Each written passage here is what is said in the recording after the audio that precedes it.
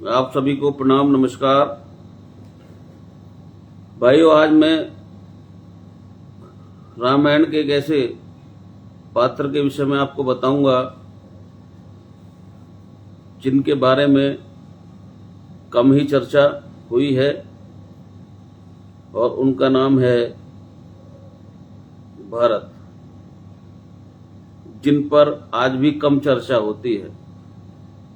सबसे कम भरत जी पर ही बोला गया है। लक्ष्मण जी तो भगवान श्री राम के साथ 24 घंटे रहते थे। शत्रुघ्न पर भी कम बोला गया है, लेकिन भरत जी पर सबसे कम बोला गया है।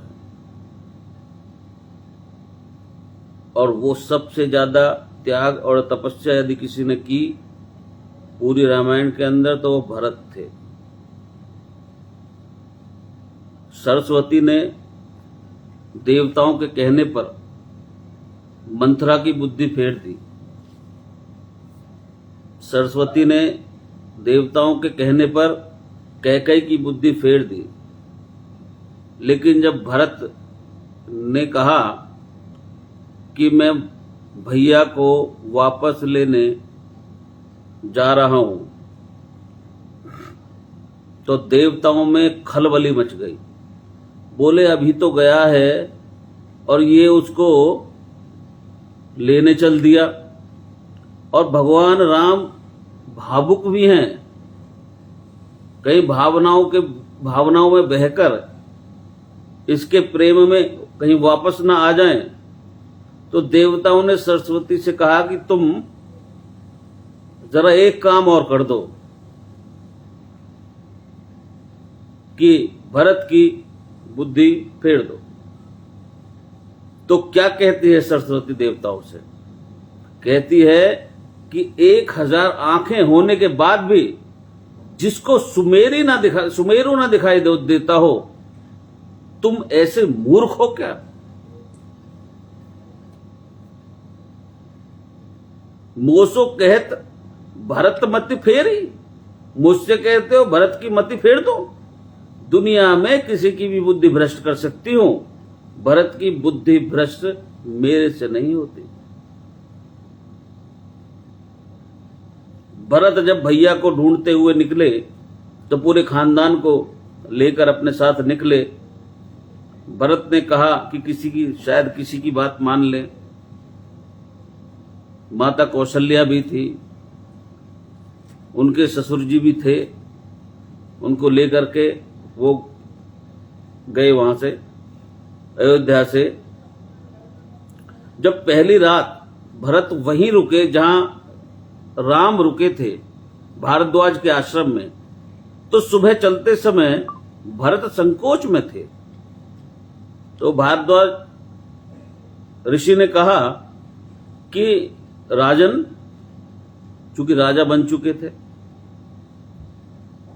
आपके चेहरे पर यह संकोच कैसा है?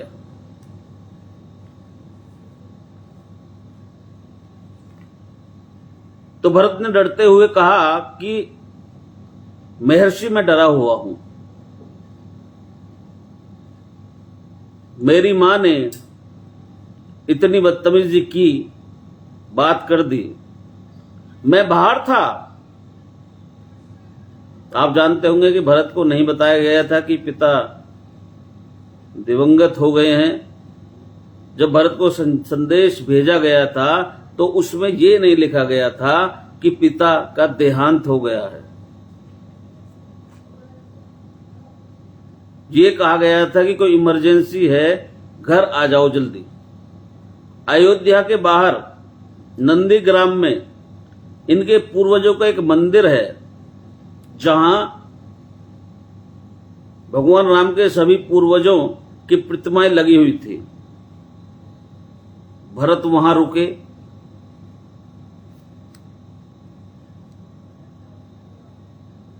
तो उन्होंने जो प्रतिमाएं वहां पर लगी हुई थी, मानधाता की, दिलीप की, रघु की, अज की, नहुष की, वहां भरत अपनी सेना के साथ रुके पूजन करने के लिए। पूर्वजों का पूजन करना है। पुरोहित ने हाथ में उनके में जो थाली थी पूजा की वो दी। तो पहले उन्होंने राजा पृथु जो हुए हैं उनका पूजन किया।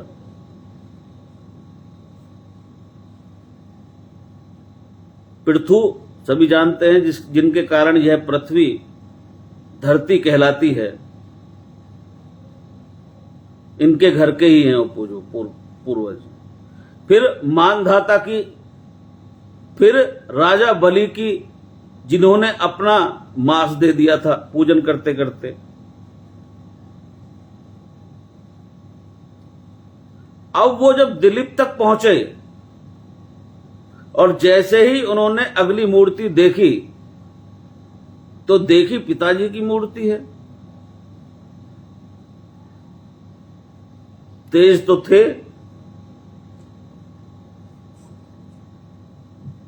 उन्होंने पुरोहित की तरफ देखा, ये क्या हुआ। पुरोहित की आंखों में आंसू। उसने कहा कि महाराज नहीं रहे, और भरत के हाथ से वो जो थाली थी वो छूट गई। भरत ने कहा कि मुझे बताया क्यों नहीं कि पिताजी दिवंगत हो गए, क्या हुआ था।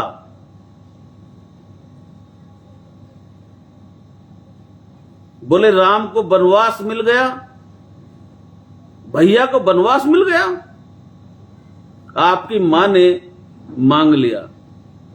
भरत घोड़ा दौड़ाते हुए सीधे अयोध्या तक पहुंचे, रोते हुए। सोचकर देखिए आप सभी कि भरत जैसा भाई, भ्रातृत्व की, जिसमें राम किसी का उदाहरण नहीं देते। जब भाई की बात आती है तो भगवान श्री राम केवल भरत का नाम देते हैं, न तो लक्ष्मण जी का देते, न शत्रुघ्न का देते। जब हनुमान जी को गले लगाते हैं तो ये नहीं कहते तुम लक्ष्मण जैसे भैया हो मेरे लिए, तुम मोहि प्रेही भरत समाना। देना हुआ है जब कोई प्यारा उदाहरण, हमने दिया है सिर्फ और सिर्फ भरत तुम्हारा उदाहरण। तो भारद्वाज जी से भरत ने पूछा कि भैया मुझे माफ तो कर देंगे ना, मैंने इतनी बड़ी गलती की है, मुझे माफ कर देंगे या नहीं। एक देखिए, एक ऐसी गलती के लिए वो माफी चाहते हैं भरत जो उन्होंने की ही नहीं, उसके पश्चाताप में है भरत। मां ने इतनी बड़ी गलती की है और भारद्वाज ऋषि से कह रहे हैं कि मुझे तो माफ कर देंगे, मुझे माफ कर देंगे या नहीं करेंगे। भारद्वाज ने कहा, हे राजन, मुझे पता नहीं कि तुम्हारे बड़े भाई तुम्हें कितना प्रेम करते हैं या नहीं करते हैं, लेकिन जब वो यहां से जा रहे थे और सुबह के समय उन्होंने गंगा पार करने के लिए पुरोहित को बुलाकर स्वस्ति वाचम का मंत्र किया तो बड़े खुश थे, प्रसन्न थे कि मैं वनवास पर जा रहा हूं, चेहरे पर मुस्कुराहट थी। लेकिन पुरोहित ने हाथ में जल दिया, और जब जल दिया तो जल देते हुए फिर मंत्र का उच्चारण करते करते जैसे ही पुरोहित के मंत्रों के बीच में निकला कि जम्मू द्वीपे भरत खंडे, और जैसे ही भरत सुना राम ने, राम जी के हाथ से वो जल गिर गया और राम जी जमीन पर गिर पड़े और हाय भरत कहने लगे। ये भारद्वाज ऋषि बता रहे हैं श्री राम को। भरत भरत चिल्लाने लगे, इतना प्रेम तुमको राम करते हैं, करुणा से भरे हुए राम, इसलिए तो उन्हें करुणा निधि कहते हैं। इसलिए मैं बीच में एक बात आपको बहुत महत्वपूर्ण बताता हूं कि इस कहानी से पॉलिटिक्स सीखिए, इस कहानी से स्ट्रेटजी सीखिए, रणनीति बनाना सीखिए,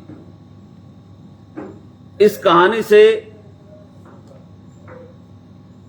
जो ह्यूमन वैल्यूज सीखिए, फैमिली वैल्यूज सीखिए। और जो भी लोग राजनीति में काम करते हैं उनसे भी अनुरोध है कि सदा जनता की भावनाएं सत्य नहीं होती। इस देश का लोकतंत्र का पहला मानक गढ़ा था प्रभु श्री राम ने। उन्होंने समझाया जनता ही सदैव सत्य नहीं होती, नीति सत्य है, नीति। मैं इसको आपको सिद्ध करके बताता हूं। जब राम वनवास गए तो सब दुखी थे, सब परेशान थे, हर आदमी रो रहा था, राम को लौटाना चाहता था। अगर राम उस दिन लौट के आ जाते तो सब खुश हो जाते, लेकिन राम ने जनमत का सम्मान नहीं किया। राम ने नीति का सम्मान किया। यदि वहीं से लौट जाते तो पूरे कुल का नाम मिट्टी में मिल जाता। कितना प्रयास किया गया भगवान श्री राम को वापस बुलाने के लिए, लेकिन उन्होंने राजनीति का यहां पर वो सिद्धांत भी स्थापित किया शुरुआत में कि राजनीति में सदा जनता ही सही नहीं है, राज चलाने के लिए नीति इंपॉर्टेंट है। अब जो पहली बार चित्रकूट पहुंचे तो वन देवी उनका स्वागत करने के लिए आई। वन देवी ने कहा कि आप मेरे यहां विश्राम करने आए हैं, मैं आपके लिए क्या कर सकती हूं। तो राम ने कहा पहले आप गैस कीजिए, राम जी ने क्या मांगा होगा।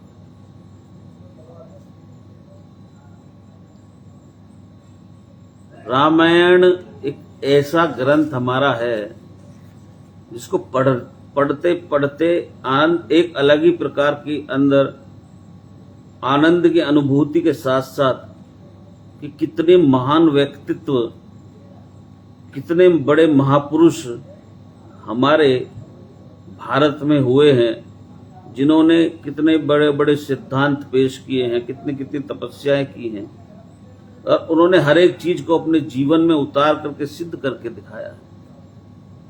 जीवन क्या है, उसको कैसे जीना है, उसके लिए क्या करना है। अब आप सोचिए कि भगवान राम ने क्या कहा होगा वन देवी से। राम ने कहा कि हे वन देवी, बाकी तो सब ठीक है, निभा लेंगे, फल फूल खा लेंगे, व्यवस्था हो जाएगी, परंतु जिस रास्ते से मैं आया हूं उसके कांटे हटा देना। वन देवी ने कहा कि आप तो आ चुके हैं, अब कांटे हटाऊं ना हटाऊं इस बात से क्या फर्क पड़ता है। राम ने जो उत्तर दिया वो अत्यंत भावुक कर देने वाला है। जो आज के जमाने में, कहीं आज के समय में बिरला ही कोई होगा जिनके घरों में इस प्रकार के भ्रातृत्व मिलता होगा। राम ने कहा मेरी तो कोई बात नहीं है, दिक्कत नहीं है, मेरे पैर में कांटे लगे, पर मुझे ढूंढता ढूंढता मेरा भाई भरत इसी रास्ते से आएगा, उसको कांटे नहीं चुभने चाहिए। तो सारे कांटे तुम रास्ते के हटा दो। तो वन देवी को जिज्ञासा हुई। वन देवी ने कहा हे महाराज, मैं कर दूंगी, परंतु एक मेरी छोटी सी जिज्ञासा है, क्या अयोध्या का राजा, अयोध्या की चतुरंगी सेना का सेनापति, दशरथ का पुत्र, राम का भाई भरत इतना नाजुक है कि रास्ते में चलेंगे तो उनके पैर में कांटे चुभ जाएंगे।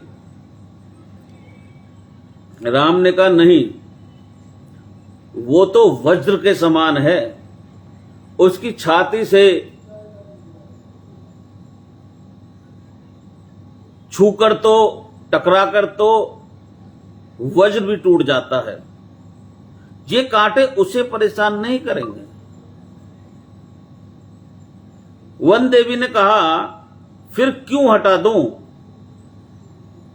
बोले परेशानी ये है कि जब इस रास्ते पर भरत आएगा, अगर एक कांटा भी उसे चुभा तो उसका दिल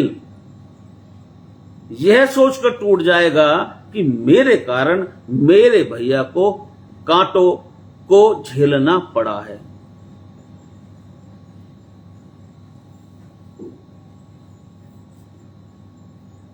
तो भरत जी के विषय में कम बोला गया, लेकिन मैं मानता हूं कि सबसे ज्यादा त्याग और तपस्या यदि किसी ने की तो वो भरत हैं।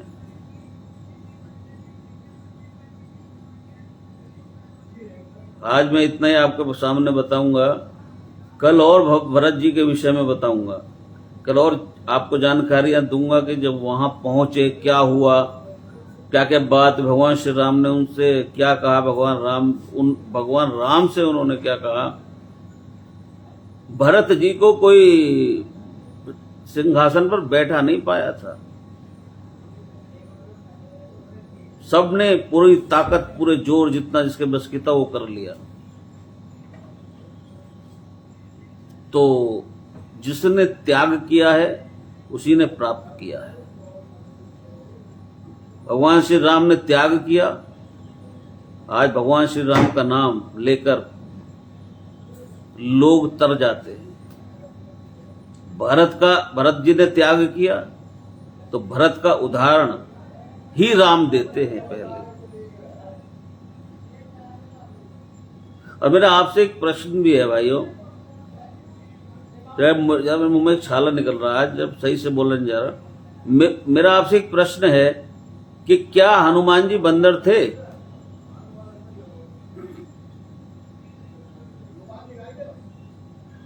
ये विषय मुझे थोड़ा सा परेशान कर रहा है, क्योंकि मैंने कई चीज ऐसी पढ़ी है जो बंदर के साथ में मैच नहीं करती। तो यदि आपको जानते हो, कोई इस विषय में जानकारी हो तो मुझे बताना जरूर, क्योंकि अभी मैंने क्या कहा था कि जनमत का कभी कभी वो जनमत का ही सही हो, सत्य हो, ऐसा नहीं होता। इसी प्रकार जो हमने सुना है, जैसा हम सुनते आ रहे हैं वो सही हो, ऐसा भी नहीं हो सकता। कुछ न कुछ इसमें मुझे कुछ न कुछ ऐसा लग रहा है कि जैसा जिस प्रकार से उनका वर्णन है हनुमान जी का, वो मैच नहीं खाता हनुमान जी की पर्सनैलिटी से। मैं इस विषय में आपको और थोड़ा देख के बताऊंगा कल। अभी मुझे पूरी जानकारी नहीं प्राप्त हुई, थोड़ा बोला नहीं जा रहा भाई, छाला हो रहा। आप भी इस विषय में यदि किसी को जानकारी मिले तो इस विषय में अवश्य पता कीजिएगा, चूंकि भ्रांतियां सबसे ज्यादा यदि कहीं है तो वो हिंदू धर्म में है। हिंदू धर्म का कोई भी व्यक्ति सबसे अधिक पथ भ्रष्ट है। उसको यही पता नहीं मुझे क्या करना है और क्या नहीं करना, पूरा जिंदगी वो इसमें गुजार देता है। ये करूं, वो करूं, इसमें यहां भी पूजा करूंगा, वहां भी पूजा करूंगा, 50-100 जगह पूजा करूंगा। एक्चुअलिटी क्या है क्या नहीं है, ये बात समझने के लिए कुछ समझा ही नहीं पाता। गलती एक्चुअल में हमारी भी नहीं है, कोई इन चीजों को खोलकर विस्तृत रूप से समझा नहीं पाता। देखिए आजकल तो अब क्या बोलूं, ये सोशल मीडिया का जमाना है, कोई कुछ भी बोल देता है, सुनना पड़ता है, क्या कर सकते हैं।